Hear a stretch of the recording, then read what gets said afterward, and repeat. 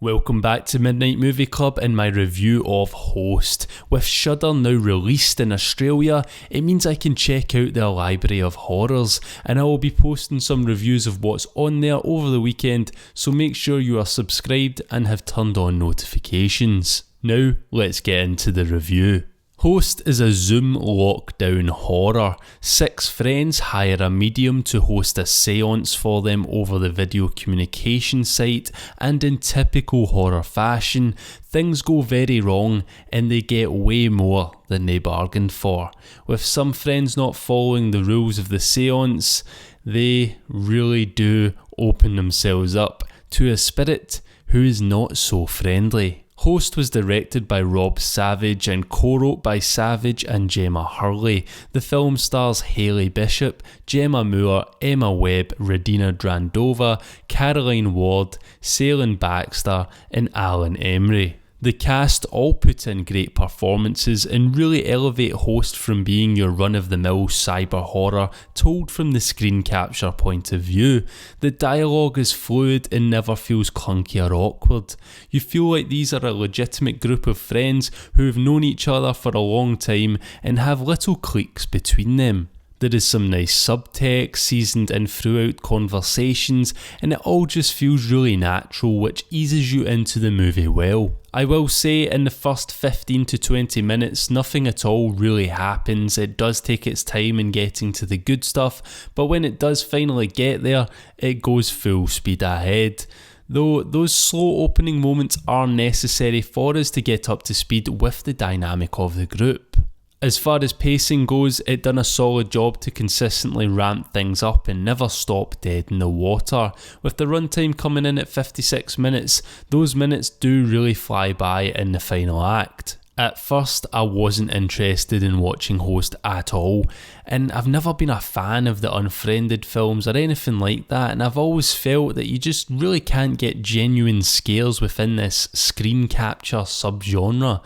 But I can now happily admit, I was wrong. Host really does deliver some top-notch scares, and not just cheap jump scares either. They are actually really well timed and come at pivotal moments in the film to keep you engaged. Instead of focusing more on the technology and its gimmick, Host hones in on the supernatural occurrences surrounding the group. Yes, it does use some aspects of the technology like filters, green screen effects and noise gain, but it never relies on them. It only uses them to enhance certain sequences. The film does borrow heavily from films like Paranormal Activity, but I don't see that as a bad thing. The way they use certain borrowed aspects works really nice and creates some really tense moments. And once again with this genre, you do have to suspend your disbelief a little with characters walking around their houses with their laptops, filming the action, but if they didn't, we wouldn't have a movie, so I can look past that. Also, one character seemed to think that it was a better idea to take pictures with the flash on instead of just putting a light on so that they could see. Unless they had lost power at this point, I can't quite remember, then that is pretty weird and stupid.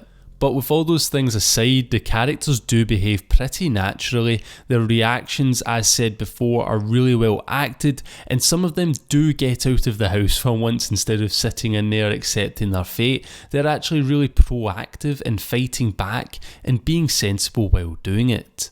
One thing that wasn't so great was makeup. There was a couple of points in the film where practical blood effects and makeup didn't look so hot, but I feel we need to cut the film some slack a little, since this film was made in 12 weeks in quarantine. But just especially with the spirit, if you look real close on the effects, they do look a little bit Halloweenish. But like I said, it's nothing too bad that ruins the experience. And when the effects are on show, it's usually only for a split second or two, a jump scare here or there. So it's nothing that you're going to have to look at for ages. So it's not too bad really. I also want to mention sound design real quick. It was done well with at certain points in the film characters turning up their gain to hear noises easier, in return putting you on the edge more. I would really recommend watching this on a laptop with headphones if you are watching alone, as it will suck you in that bit more. All in all, Host is an enjoyable Zoom horror experience that stands out within this niche horror subgenre. Yes, it does fall into familiar tropes and conventions, but it is well acted enough and does more with its gimmick than others have before it. With all that said, I am going to give Host a 3.5 out of 5 rating. Let me know in the comment section down below what you made of Host and what Shudder movie I should review next. If you enjoyed this review, then please do leave a like, and if you haven't already, then what are you doing? Subscribe to join the club. As always, thank you very much for watching, and good night.